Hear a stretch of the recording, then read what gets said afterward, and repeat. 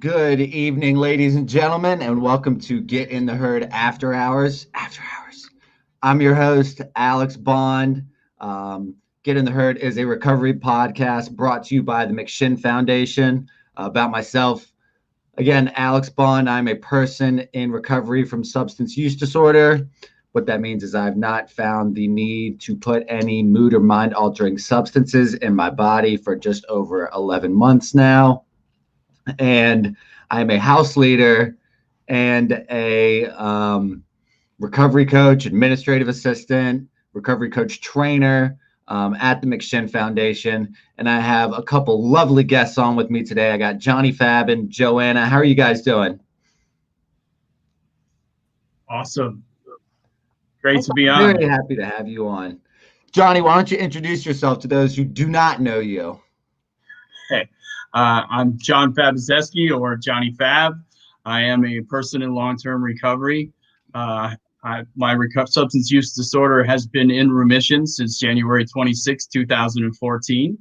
Directly because of that, I'm able first and foremost to be a husband to my wife, to be a father to my 4 children, and a grandfather to my 4 grandchildren.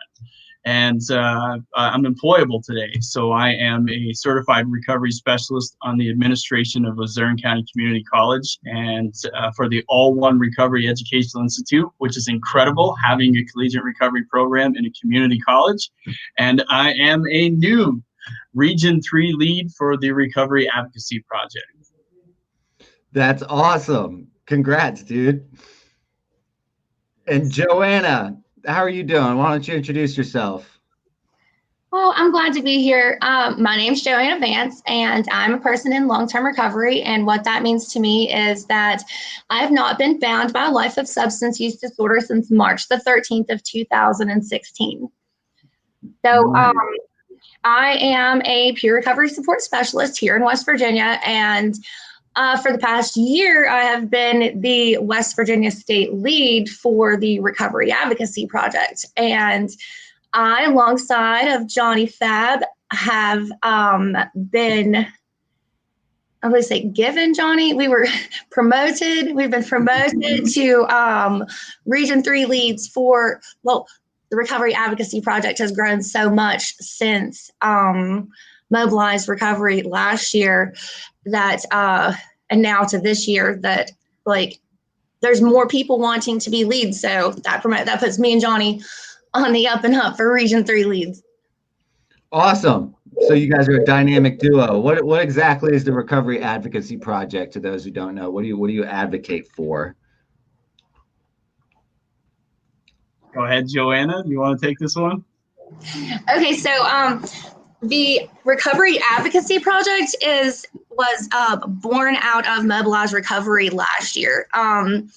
It is a 501(c)(4) organization that is nonpartisan, and it is basically giving each state at its own level grassroots organizing tools how to build leadership and distribute leadership, and helping on a grassroots level, giving the community a voice, and helping them to connect together as a state to build, I can never say this word, constituencies, to make a difference when it comes to public policy in each individual state. Okay, so in each individual state, do you have to approach it differently from state to state? Johnny, either one of y'all can. This will be, I don't know, kind of free form, especially since y'all are both Region 3 advocacy project leaders. Johnny, do you have to approach different states with different tactics? Well, absolutely. What works in Pennsylvania may not work in Virginia or work in Delaware, or some of the things that need to be advocated for in Virginia may have already been advocated for in Pennsylvania. So having that sort of roadmap and asset mapping in all the communities, and being able to know what exactly is their needs and how has that been done before without reinventing the wheel. And I'll just dial back a second to what Joanna said about such an incredible amount of individuals wanting to come forward from Mobilized Recovery and to be state leads and to representing in their communities is what has elevated us in this position to assist the new people coming in. And that's kind of what we know in recovery it's all about. How do we help those that have come in, and how do we become leaders and try to show our communities of consequence, how they can sort of build these coalitions to think and act locally. And we know when we think and act locally that we have an impact nationally. So we can't attack this as just one size fits all across the country. Mm-hmm. We have to mobilize across this country. There's 23 million of us in recovery, right? So imagine, if we all do this in our communities and we all get active and we all start advocating, we're going to have some serious things starting to change. But, without going on a rant, one of the things that was very important to me about coming on your show tonight is the ability to get people, 23 million of us in recovery. How many of y'all are voting? How many are out there in the polls? I had a reading today. I had something I just wanted to read real quick, and it was Bill White put it out. And if you know who Bill White is, he's an incredible writer, tremendous support to the recovery community. And he put out a thing today about voting in recovery being the cry for the advocacy movement right now. Is about who our leaders are. We have so many leaders that, hey, look at this guy, he's in recovery, hey, yeah, we support recovery. But how actually are our communities supporting that? So everyone likes to say they support recovery, but is their platform actually doing that? Are they actually helping the recovery community? Are they supporting RCOs? Are they making sure the funding is going to peer support? Are they doing harm reduction? What are they doing? So you get someone to register to vote, and then they say, okay, so who do I vote for now? Yeah, absolutely. And like how I guess the real question is, how can you decipher the people who are just saying, of course, we care about those in recovery, and how as an actual citizen like Joanna, do I find out what someone's voting record is, and if they do actually match up to what they say they are? Because there are plenty of rights movements throughout history where eventually people do end up flip-flopping and choosing the right side. But, everyone wants everything good to happen to everyone. So it's kind of like, how do I, as a voter, figure out who the right person to vote for is if they're all just saying we're the good guy? All right, so I'll be completely honest. This year is the first year that I have ever voted. This is my first year into politics, so I'm learning all of that on my end. That might be a question that Johnny can answer better than myself. I can tell you that the Recovery Advocacy Project is working on a vote recovery platform in each state. And so this, to use Ryan Hampton's words, we've made our own table. We're tired of being invited to the table and not given a voice, or not being invited to the table at all. So we have made our own table. We have hosted listening forums. We have hosted vote recoveries through the state. Okay, what barriers are you facing? What issues do you need addressed? And we have, and each state is doing this at their own level of what they're facing. And we have made a vote recovery platform through each state. Well, others are still working on that, but West Virginia is launching theirs for Recovery Month in September. And it's not about Democrat or Republican. Okay, we have made our own candidate, and recovery is the candidate. Cool. That's absolutely valid. Make your own table. Johnny, what all right, so I know someone very close to me. I'm not gonna like air out his laundry too much, but he is very big into advocacy, but has not had the opportunity to vote until this very year due to his felonies and his criminal record. So is that something that can be advocated for on a state-by-state basis? Because you're talking about one size shoe doesn't always fit all, and it's kind of, in my opinion, naive to think so. But aren't there some things where it's like, I think stripping people of their voting rights for, charges that their disease brought upon them is just unabashedly wrong. Absolutely. Can you expound on that? Absolutely. I can tell you that I spoke for my position. I spoke to a treatment center just the other day. Had about 20 individuals there. And when I asked all of these individuals, in the state of Pennsylvania, you can vote with felonies on your record. The only thing that keeps you from that is some voter fraud charges or other things, which are very unlikely. But I said to each one of these individuals, I said, by a show of hands, if you have a criminal record, who thinks you can vote? Who thinks you can't vote here? Every hand was going up. The myth was there that since you have a record in Pennsylvania that you can't vote, that their voice doesn't matter. And when I dispelled that myth, it was like, what are you talking about? That's not true. It can't be true. It is true. You have a voice.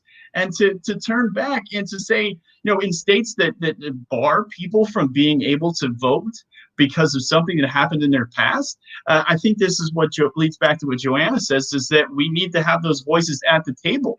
When we need to have our own table from now on, is what I'm saying. If we can't be included in, then we're going to create our own platforms. We're tired of the saying, not being included. And the new saying has come out, not new, it's been here for a while, but nothing about us without us means that we have to make sure that this is being done. If you don't know who you're voting for stands on a platform, find out how they voted in the past. What has this person voted for or against? You can do some research and find this information pretty easily. How you see all the votes if you go to websites and know who voted for what, who didn't. But let me just throw it out there. If you're voting pro-recovery, and this isn't my own idea, this is I think Ryan Hampton had said this in the past, was that you can't be pro-recovery and dismantling Medicaid. You can't do it. How people are getting into treatment because of that.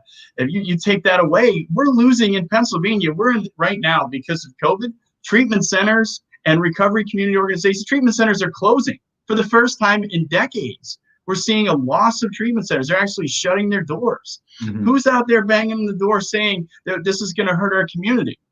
Who's doing that? Us. Because no one else is out there voicing those opinions. So knowing what's going on in your state and having a voice, that's how you support recovery. You ask these questions to the politicians. You ask them how they feel about recovery. And God damn it, you keep beating on the door until they listen. Mm-hmm. No, absolutely. But the main problem I have is, okay, yes, people, do your research. 1 out of every 25 people are actually going to do that research on their own. I'm cynical enough, or maybe skeptical enough, to think people are lazy. If I am not giving you a graphic that has a list of senators and their voting records, people aren't going to look that stuff up. So it's like someone has to almost force feed people the information that they need, people aren't going to vote for certain things, and maybe their agenda is going to be like, okay, well, I'm going to vote for this because it takes precedent over the recovery. And I just feel like I do the research. I'm on legislative informational systems and tracking bills and stuff like that when it comes to the General Assembly. But that's me personally, because I'm passionate about it. I think it does take a coalition of people like us to get like pictures out to people to say, this is what I recommend you vote for, because I don't know. I just feel like I don't want to get on too much of a rant either. I'm about to say like there's a reason we have 35 different cereals and cereal aisles, compared to where if we had two, people would still end up picking one of those two. It's like too many options is too many options. So if you say, okay, maybe this one or that one, people would be a lot more likely to pick what we're looking for and advocating for at the end of the day. That's all I got to say. Joanna, I did want to ask, and you can feel free if you look like you have something to say. Something that we are doing here in West Virginia with the Vote Recovery platform is we are pushing it through the Senate, through the House, and allowing people to endorse it. And then we are going to, we're pushing it through the whole state for people to endorse. But then especially like the political candidates, like when they give us a response to, oh no, I'm not voting for your stuff, or of course, yeah, I support that, then we are actually putting that on like a platform. Like, look, we sent this out to everybody and here's the open responses that we got from them. Other than that, I don't know how to tell you who to vote for. No, and I kind of like what Sarah put there. It's like no advertising, no TV, no campaign funds. Just give me like a picture of your face, your mission statement, and your voting record. That's all I need. I don't want to hear, and 1998, this person voted for this thing about the bad mouthing. I absolutely hate that stuff. I just care about what I care about, pretty much. Alex, if I could just for 1 second, please. When I said earlier that I wanted to read something really quick, I don't want to do this on here, but if you listen to this, it makes a lot of sense. A wounded America is hurting. Desperately needed ingredients within the heart of American life are waning. People in recovery will help each other through these turbulent times, and we also serve by injecting into the larger culture those critically missing ingredients. We can be the agents of cultural healing. We recover and we vote is a leading recovery advocacy slogan. This November, we can also cast a vote for cultural healing by selecting leaders who most exemplify the values so critical to our own personal recoveries, including the values of honesty, humility, personal accountability, empathy, tolerance, gratitude, justice, forgiveness, and service. There are more than 23 million Americans in recovery. What would happen if we and our families and allies collectively voted for these values? We've recovered. It's time for our country to recover. That's the words of Bill White, not my words, but I can't voice that in any more eloquently than what I'm trying to say. It's just that I look not also for voting records, I look for the qualities that I have in my recovery and if they're coming from the individuals that are standing in front of me. If I have the opportunity, because what Sarah had said earlier, people vote on sound bites. I hope that's not true because, the media is just full of that crap. I can turn on the TV and watch how this person and that person are horrible and this and that. But, when I can try to understand how a person has voted or what I see in them and how they're actually, we say it in recovery, walking the walk and talking the talk, we can sort of see through some of those things. How do we treat the other candidates? How do we react to that? We're looking for values in recovery, also in the people that we vote for. I think that's ultimately what will make the difference for me. No, I think that's very valid. A lot of people vote for. I would wager more often than not, people vote on someone's character more than their platform on anything else. Most of the time. And Joanna, you're not alone. I've voted twice in my entire life, and they were both in primaries because I'm not afraid to say I like Bernie Sanders. I appreciate someone who has kind of like, there are pictures of him getting arrested at like civil rights protests, and so it's kind of like not something that he's waffled on, and that's what I hear when I hear you say something like that, Johnny. It's like people who throughout stick to their guns and are unabashedly like, compassionate people, because that's what I look for in leaders is compassion and empathy and fighting for the little guy, kind of being like an underdog and that sort of stuff. Now I did also kind of hear when you were saying your anecdote about people not knowing that their voting rights in Pennsylvania.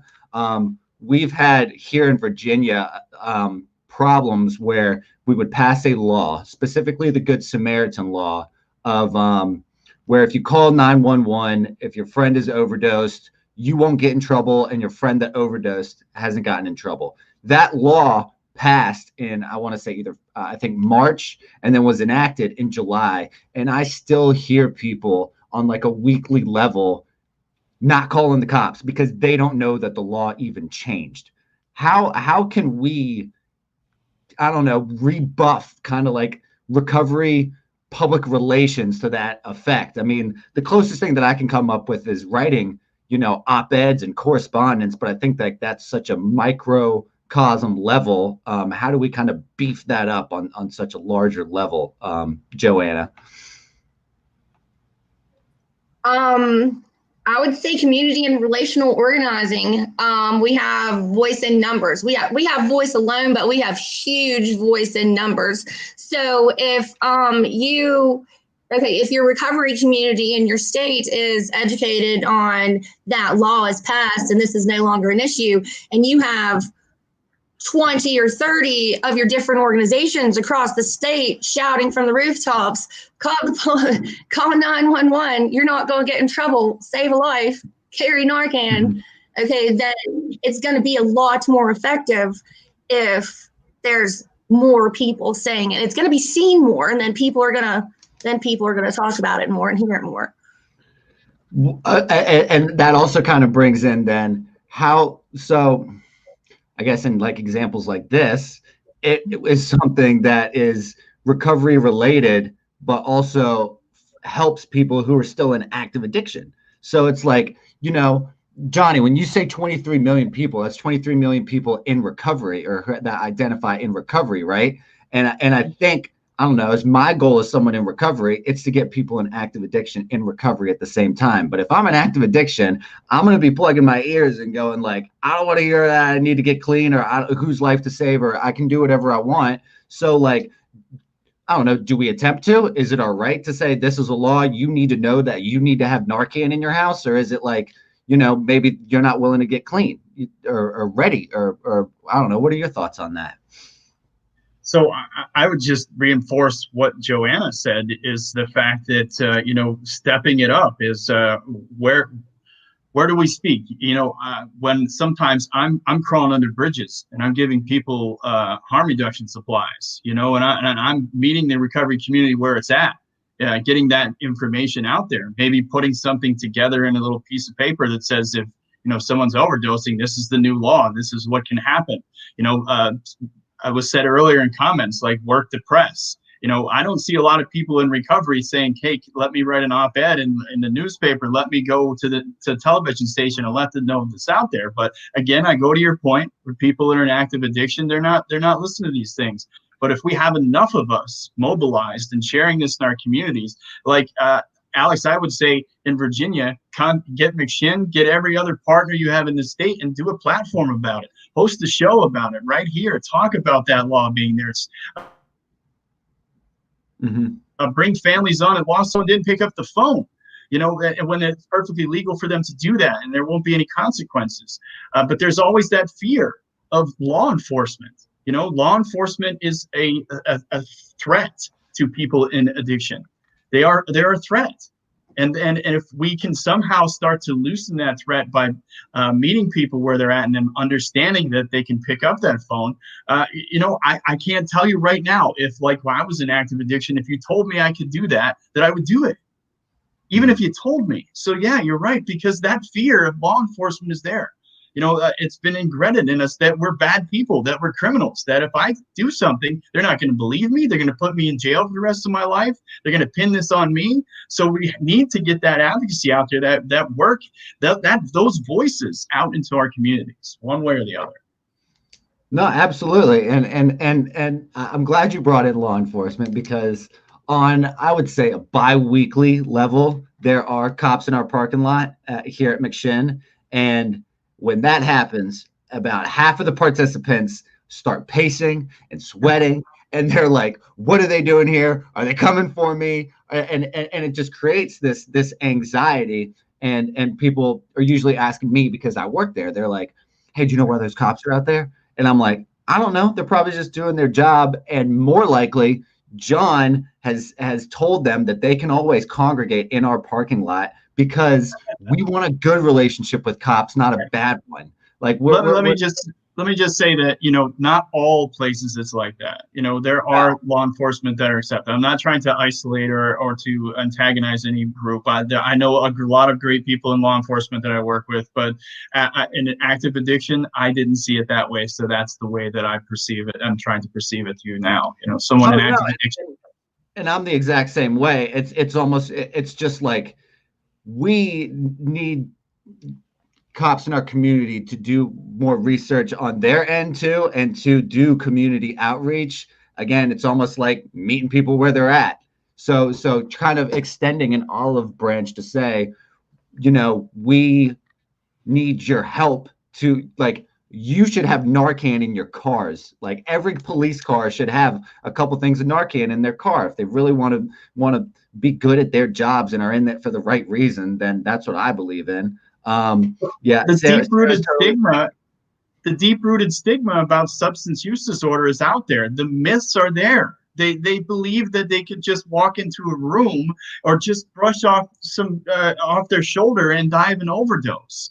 All these misconceptions that are out there are there's been so many tests of law enforcement officers overdosing from touching powders that were somewhere, but it was actually, there was nothing found in their system. They were given Narcan, and they didn't happen.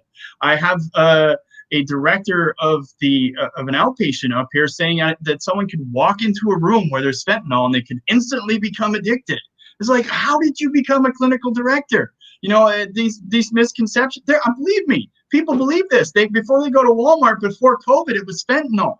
Even people wiping off their carts because they thought if they touched their shopping cart, they would die because of fentanyl.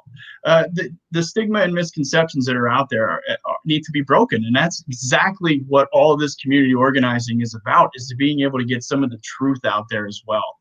Stigma kills more people than the disease. We all know that. And last week, I lost a very dear friend, to suicide because of stigma.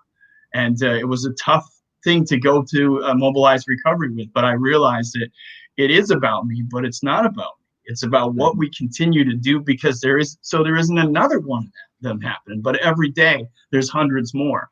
We've measured the count of people that die because of overdose. I imagine if we started keeping track of all the people that died because of stigma, it'd be double that a day. And sorry, I didn't mean to get off in a rant there. No, it's awful. It's completely valid. And just to pivot a teeny bit, Joanna, I didn't really even consider or think about this until you mentioned it. So reaching out, say, writing correspondence of the day and op-eds and trying to individually and together create platforms to advocate. Do you think that it is harder as someone in recovery to do that versus other people? Because in my recovery, I have low self-esteem. I have validation issues. So they're not as bad anymore because of my newfound recovery. But do you think because we suffer from a disease that makes it harder to reach out and be proud of what we're saying and proud of who we are, that could cater into why there aren't as many op-eds, correspondence of the day, and reaching out, that sort of thing? Okay, so I believe that we are all our own worst enemy. Nobody's going to beat up on me more than I beat up on myself. And I kind of think that's with most anyone. I don't know how it is in other areas, but here in West Virginia, like, as soon as I'm like, hi, my name's Joanna, I'm a person in recovery, like, I want to know about this, or I want to know about this, or what's going on here, how can I help here, or what can I do here? Like, people are telling me, connect to this person's doing this, get a hold of this person. Like, I think it's stigma. It's stigma because we know how the stigma is, and we know that everybody has been isolated in shame for so long that it's finally time for a movement to rise up to say, no more stigma, no more shame. Yes, we are people in recovery, and we're not ashamed and we're not afraid, and we can stand up and we can talk about all of the issues that we are facing and all of the problems that we have proudly, because we deserve to be heard. Mm-hmm. And we do. I love it. I love it. Big fan. Yes. So I'm being told about. Have y'all ever heard of National Night Out? Either of y'all? Apparently, Yes. It's an initiative to have the community come out and spend with law enforcement. Johnny, can you explain a little bit about it? I'm like just hearing about it, so you can school me on this sort absolutely. of too. So National Night Out, most communities will have. I think it's in September. I'm pretty sure. Can't recall the exact dates, but yeah, I think you can Google it and find out when they are. Most communities will have a night where they can have sort of, and the communities I've been involved in, they've had different tables, resources in the community, law enforcement. They bring out the police cars, the ambulances. You kind of interact with the law enforcement in your community, kind of get to know them, know more about what resources that are available. That's about the gist I know of it. It's been in rural communities. We've celebrated in Wyoming County or Lackawanna, Susquehanna counties. Every sort of county in our state sort of does their own night out thing with their own local law enforcement. No, that's cool. I feel like stuff like that should happen more often because especially nowadays, there's this broad stroke painted of people and police, and I think there's I think that there should be an open dialogue on what's actually happening in the community, and stuff like that is very very helpful, I think. That's most of what I have to say about that. Joanna, what? So, you and Johnny were talking a little bit before about all these different things.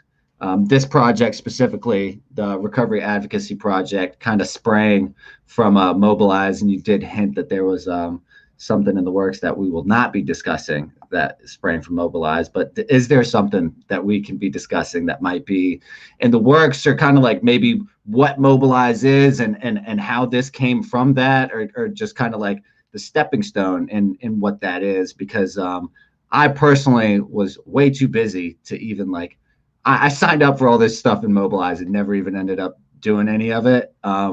Maybe why that's important and how these things get created from it. Either one of y'all.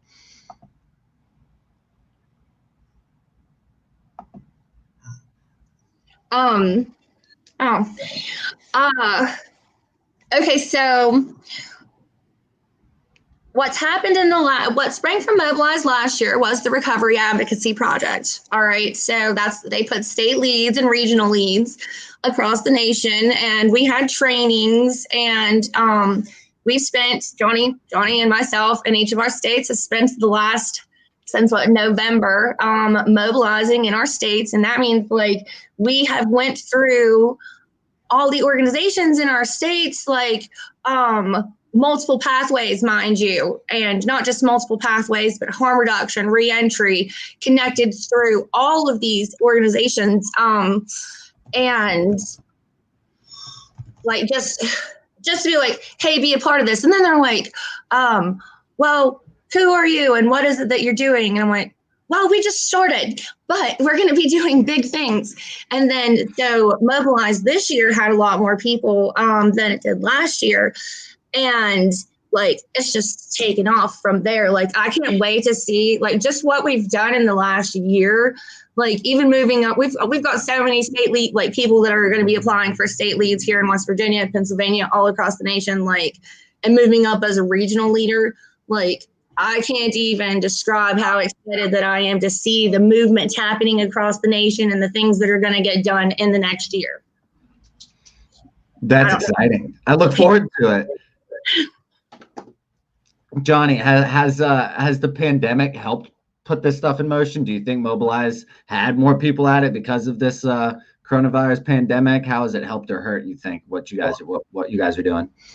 Well, absolutely. I think it has helped the momentum. I can tell you from last year, it was difficult only seeing people on a Zoom screen because, you know, I'm that kind of person and I love Krispy Kreme, and Krispy Kreme has become one of the unofficial sponsors of Mobilize, and hope somebody recorded that and we can get some money. I'll do a TikTok, whatever, you know, Krispy Kreme recovery.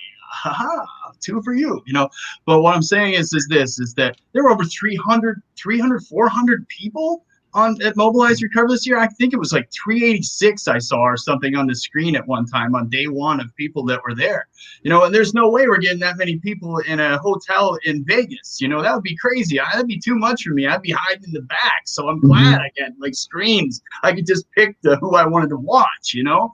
But yeah, you know, being able to receive that information digitally on my couch was a little bit more comfortable for me. I know I was able to absorb that a little bit better. I was able to keep my focus. So I'm actually sad that I didn't get to meet President Clinton and Macklemore and Elton John and all these great people that were part of Mobilize in person. But, you know, still, I got selfies with them because you know me. But anyway, even on the screen, I still had to get that selfie in. But I just think that, you know, the opportunity for individuals to become involved in Mobilize, to be part of the Recovery Advocacy Project, it is shown by the amount of people that have applied to be state leads coming out of this. Right off the bat, my phone is blowing up from people in Pennsylvania like, where do I get the leadership thing? Where do I get the leadership? These people are stoked. You know, in Pennsylvania, we've already done a few of the platforms that we do town halls, and we had an awesome town hall leading up to this, and we're looking forward to doing a big voting platform coming up. We want to get people to register to vote. We want them to know what candidates that they should support. We want to be able to do that, and I think through the Recovery Advocacy Project, unlike any other program, any other advocacy movement, or any other platforms that are out there, will actually be saying, hey, these are the people that support these issues. We're not saying go vote for that guy. We're saying you want this is what this person supports. This is how they respond to that. And I think it's going to take some bold movements like that for our movements and our advocacy to be able to affect true change in our communities. And here's a last bit on that is this. If you're in recovery and you're in your community, and there's a position that's coming open and you think you can run for that, do it, because you can. I'm seeing people in recovery across the United States now taking charge and running for office, running for those positions. And hey, all I know is recovery. No, you don't. You know a lot more than that. And sometimes what you know, just recovery is enough, because we need people in there that have the values of recovery, not just about recovery, but the values that come along with it. And that's what I believe in. And Joanna got me pumped up a few minutes ago. So I'm like, I'm going to run for office someday. You know, I don't know, maybe something. Maybe I'll run for TikTok president. But I know some of you will vote for me. I don't know. I don't know what it would be, but I would vote for it. I would make sure to vote for it in any sort of capacity. I would vote for you, Johnny. Yeah, you've got 2 votes right here, Johnny. Recovery. Well, thank you. Well, thank TikTok. You. Johnny TikTok. Baby. I meant to be very serious about that, but I also try to include a little bit of humor because it's my platform. But you know, years ago we started a chapter of young people in recovery. Something is near and dear to my heart here in our community in Wyoming County.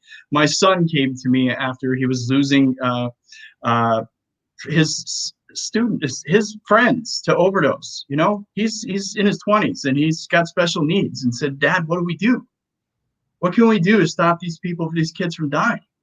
So we started a chapter there, and that's where my organizing started coming up. And then we expanded that chapter into 4 counties, and we grew more leaders, and we started advocating for money, and we got recovery support centers in our community. And then we just kept going and going, and now we had nothing. We had nothing. We had 2 meetings a week in the basement. You know what kind of meetings I'm talking about. And that's all the resources that we had in our community. And when you can just start empowering other people in your community. I didn't do all this. I said we all those times. We, because all we did was just start organizing, and people just came alive, man. And if we can make that happen in communities across the country, holy smokes, man. Probably in my lifetime, I hope to see that. But, I'm a realist also. But so we got to start somewhere. And I believe in 2001, the people that met in St. Paul, that came together to start getting these RCOs, to start getting the Faces of Voices recovery out there, had that same energy. And I think now it's become revitalized. Nothing about us without us. There we go. No, absolutely. And I love the fire. I love it from both of you. The passion is important. Generally, when I want people to listen, I use fear and anger generally. Joanna, Pat had a really good comment down there, and I was wondering if you could help expound on, she mentioned you have to guide us in what we can do. So what sort of advice or guidance could you give to, these so many moms that have lost lives because their children would want it to be better going forward? And how would you be able to advise in what capacity? I was trying to read that comment. Actually, it went by too fast. I've met, so I mobilize, and, here in everywhere, I've met parents and family members that are doing what they do now and advocating for what they do because they lost someone. And, most of them are scared to even talk about it. Like they don't even say out loud, like, my child overdosed, because of the stigma and because of the shame and because they don't want people to think that they are bad people or they raised their children the wrong way and it to come back on them. And I'm telling you, if you're watching this today, you are not a bad parent because your child lost their battle with their disease. I promise you. And the key steps to advocating and to standing up for your child and to stand up so it doesn't happen to other people is sharing your story, is talking about it, is breaking the silence, is breaking the stigma, is breaking the shame. And not even just sharing your story, but educating yourself and other people and everyone else that you're speaking to, the proper languages to use, to help break that stigma and to help break that shame. It's to stand together united because, just because you may not have been a person in addiction or with a substance use disorder and your child was, doesn't mean that you're not a part of this community. Of course you're a part of this community. And we just all have to stand together. We have to educate one another, and we have to take all the things that we learn and we have to teach them to other people as we share our story and as we are rising together and as we are standing up. Mm-hmm.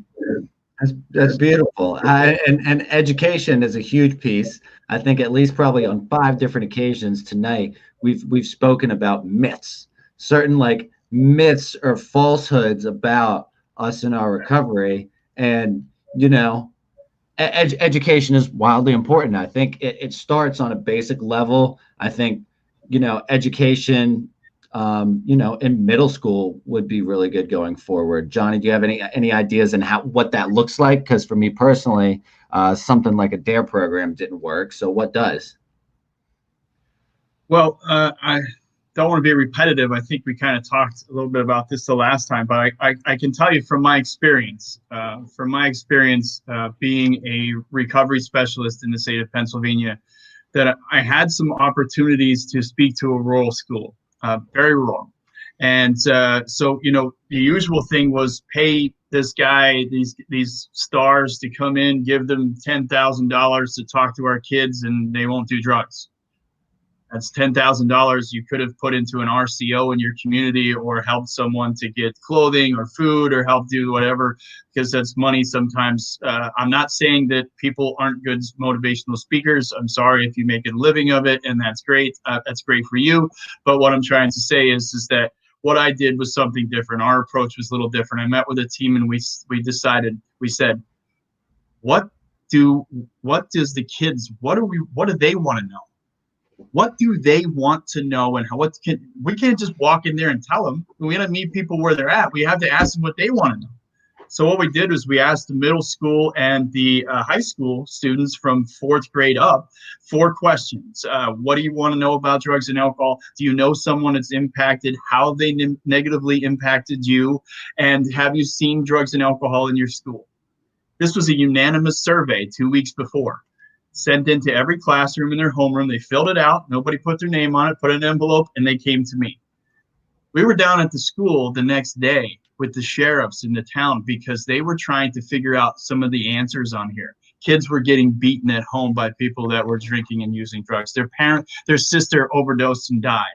This is a school that said, we don't have a problem. And then they realized that the problem was there. So, some of the things that were like, what questions you want to know about drugs and alcohol was better than me stepping in there and telling them my story. Our stories have power, but for a 4th grade kid or a 12th grade kid, they don't want to hear about this 40-something-year-old man and how he got sober. They want to know the real stuff. I have a Dare Bear. I still have my shirt. I'm not saying the program is a failure. I'm saying, look at the data. Google it. It's a failure. Anyone that had said it's tough to say that in a room too, because Rotaries are a big sponsor of the DARE program. They pour thousands of dollars. I mean, we still have a car that drives in our town that has DARE on the side of it, and our kids still graduate DARE, even though they know it. Yeah, we have a cop car that has it right on the side. Yeah, it's just unbelievable that we could say that a program has no impact and doesn't change anything, but yet we keep dumping money into a failed program. I think the person that actually started the DARE program, it's a police chief in San Francisco, had said all drug addicts should be taken out and shot, and then was given all this money to create a program that would stop people from, here's what Coke looks like. Good, now I know what it looks like in case somebody tries to rip me off. That's what I learned from DARE. But I'm just saying, if we're educating our children, we have to have truthful, honest conversations about the subject. We can't hold back. We can't try to, we got to ease them into the world. And to echo what Joanna had said just a minute ago, is families are resistant sometimes to those conversations. They are resistant to talk the truth about drugs, to have someone come to them, to have my son or to have a family member come to you and say, I'm struggling. No, because of that stigma of it's a moral failing. And then it gets transferred to the family that says that they believe that, everyone's going to think that I was a bad parent, that I did something wrong. No, we know that in this room. And probably everybody that's watching and listening right now knows that too. But not enough people know that. Or the stigma is so deep rooted, it's become a core value that, one day, guess what's going to happen? All those people that once believed that are going to disappear. When I left that classroom, I spoke to those students. And when I left there, I had asked them in the beginning, how many of you think this is a disease? The hands were overwhelmed, or a moral failing. Hands were up all over the place. After I left, it's only a few hands that believed that it was not a disease, because we're not educating them early enough about it. We teach them to wear a mask to school now. Why don't we teach them more about drugs and alcohol at that level as well too? The truth, and not because of the stigma. But if we're able to do that on a more local level, more people doing it locally thinking and acting locally, we have the impact across the country. That makes sense. Absolutely, and I think the dialogue is important too. A lecture of a cop in the front of a classroom lecturing you about why drugs are bad is very different than someone who's in recovery having a back and forth and an open dialogue. My experience in school was DARE and a survey that I was given at 9th grade, 10th grade, 11th grade, and 12th grade, where they took the data and it went away. Like they literally, and you know, a piece of paper, you give a piece of paper that has a bunch of names of different drugs on it and say, Right. here, fill this out. We'll collect data from this. You know, 70% of the kids aren't going to take it seriously. They're going to be like, dude, I've never even heard of China White before. What is that? Like, I'm serious. I mean, we were all having a ball afterward because we were like, Shift, Crank, Smack. These names are ridiculous. And so people weren't taking it seriously because there was no one to tell us to take it seriously. They said, here's a piece of paper, figure it out. Like it was some sort of shoddy test or something like that. Joanna, is that kind of what your experience was, or is it dissimilar? Is it more like Johnny's? Kind of what are your thoughts on this? Man, we had DARE. I'd like to say that's where my deep root trauma from cops comes from. Like I'm 4.5 years in recovery, 4.5 years in recovery. And I promise you that I see blue lights behind me. I'm like, all my stuff. They're like, is your license legal? Yes. Yeah. Or do you have any warrants? No. And then they're running my stuff and I'm like, oh God, what if I do? Knowing that I don't. That's deep root trauma come from DARE. I'm going to steal Johnny, Fab, I'm definitely going to steal your idea, though, about doing the questionnaire before you go into a school. We don't do DARE here in West Virginia anymore. They have this REX program that comes out of UC, and oh God, if you see this, Susan, I hope I can explain it the right way. It is a great big pill bottle. Okay, and it's like a mascot, and it's going around into like kindergarten classes. Yeah, they call him Rex. Listen, okay, so they take coloring sheets and stuff around to I forget what grade levels. I'm pretty sure it like starts in kindergarten or something, and it's like never keep Rex around. Don't take Rex if your name isn't on the prescription. Throw Rex away, that kind of stuff. I do want to hit on something real fast that I did at my hometown high school this past year. One of my very close friends, I lost him. He died to an accidental overdose. It'll be 3 years ago, I think. But his father is the softball coach at the high school, and they won single A state champs last year. Before COVID. Right.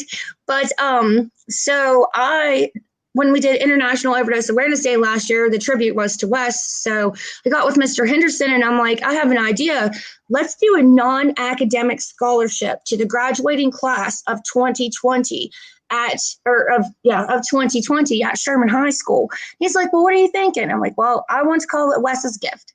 And I wanted to be non-academic because, you know, you don't know what those kids are going through, what they need to spend that money on, bills, if they're taking care of siblings or whatever. Because I grew up in that high school. I mean, I grew up through addiction in that high school. But so they had to write an essay, and it was 750 to 1,000 words. And we titled it Addiction in a Small Town. And oh my gosh, I can't even, the essays that I got, I could still just ball up in a little ball and cry. Like the stories that those kids told. Wes's gift is continuing this year. But yeah, that's breaking. I mean, right back to breaking the silence, breaking the stigma, breaking the shame, because those kids need to know that they're not alone in the things that they are going through, and that it's okay to talk about. Mm-hmm. And that's such a more, you know, grown up way of treating it, is saying, what's your experience with it? It's kind of putting the ball in someone's court and saying, why don't you tell me what you know, and then we go from there. Kind of like how Johnny was saying, what do you want to like asking? What questions do you want answered? It's kind of like, all right, well, what do you know? And then we can open that dialogue with it. Saying if you see a pill bottle, throw away grandma's high blood pressure medicine is just ridiculous. I don't even want to get into how dangerous it is to have a mascot of a pill bottle going around to kindergartners, giving them coloring pages saying, if you see drugs, throw them away. That's completely ridiculous. I don't know. That's absurd to me. Is that like a last question on that? Is that like a West Virginia thing, or are there other states that have used Rex the mascot? Oh, Alex, please stop. They're going to kill me. That is something here in West Virginia. Okay. That it's UC, the University of Charleston, started it up. I'm not sure exactly when they did. I just found out about it last year. Okay, that's fine. And the last thing I want to say about it is my thoughts are of Alex Bond, not of the McShin Foundation in any way, shape, or form. So I'll just get that sort of liability or anything out of the way. Maybe it's evidence based, and I'm just being cynical and prejudiced. But those are my opinions, and I'm sticking to them. So before we wrap up, Johnny, what are you working on next? Any other final closing thoughts, buddy?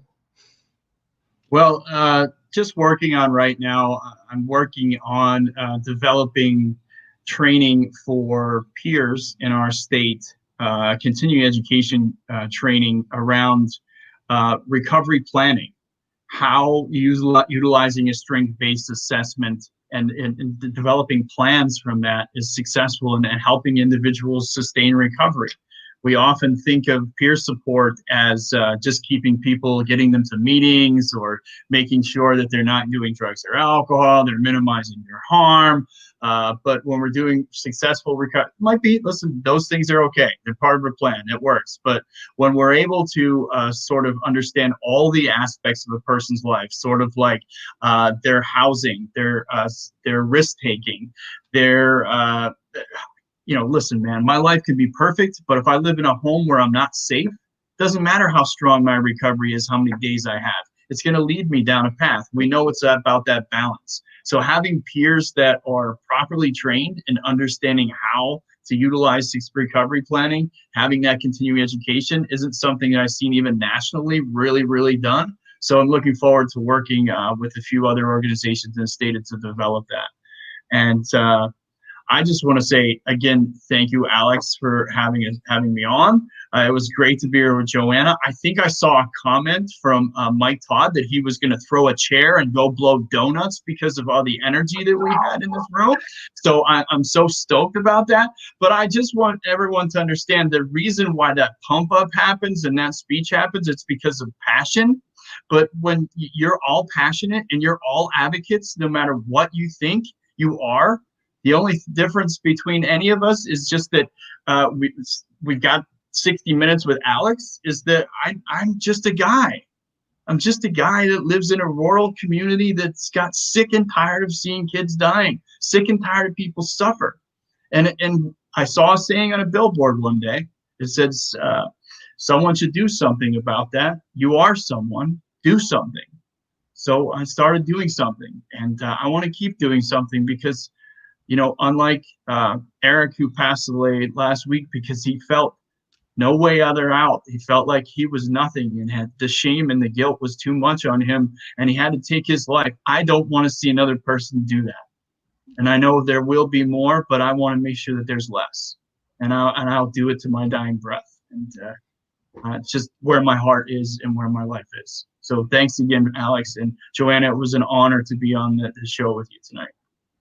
I appreciate that, Johnny. Thank you, man. Joanna, any what's in the future for you? Any closing thoughts and remarks? Okay, so we've got Recovery Month coming up in September. Lots of events going on, virtual and not virtual. Dropping the Vote Recovery West Virginia platform. And I will be spending the next couple of months gathering all of the organizations here in West Virginia to rally for recovery at the Capitol at the beginning of legislation in February. Okay. I appreciate you having me on. I spent a significant amount of time, for lack of better words, harassing people to talk to me in my early recovery, not really knowing why, just because they wanted to do something, make a change, be a change, want to be know what's going on. And now, like Johnny said earlier, like he got all kinds of now I get all kinds of messages, people wanting to talk to me. I'm like, me? Why do you want to talk to me for? I'm just a person like Johnny. Like I live in a rural town. And I'm tired of people dying, like Johnny said. Mm-hmm. Well, y'all do a great job. I can't emphasize enough how great it is to have two compassionate, intelligent, people on this show doing the work that you guys do. It really means a lot, Johnny and Joanna. Thank you so much for coming on. And I'll close with, Gandhi said, "Be the change you want to see in the world." I like Tupac's more. If we want to change the world, you got to change yourself first. So thank you guys very much for coming on. And we'll definitely link up again in the future. Good luck in your endeavors. Big shout out to our producer, Todd. He always does a banging job. Thanks to all watching in the comments. Mike Todd, it's good to see from you, buddy. And this has been Getting the Herd After Hours. We'll see you all next time. Thank you.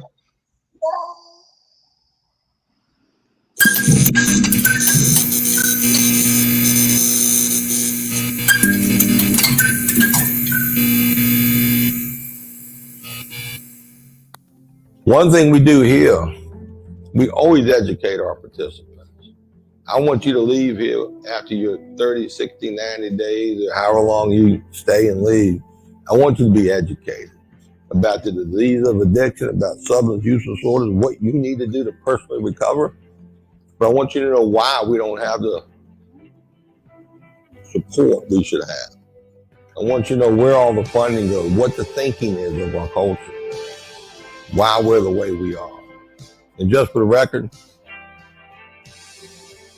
everybody put their right hand up. I hereby deputize each and every one of you as an ambassador to be facing the risk of recovery from here on out. You've just been deputized. You just became ambassadors of a recovery movement, an authentic recovery movement. What authentic means is about people in recovery themselves. This is our call to action.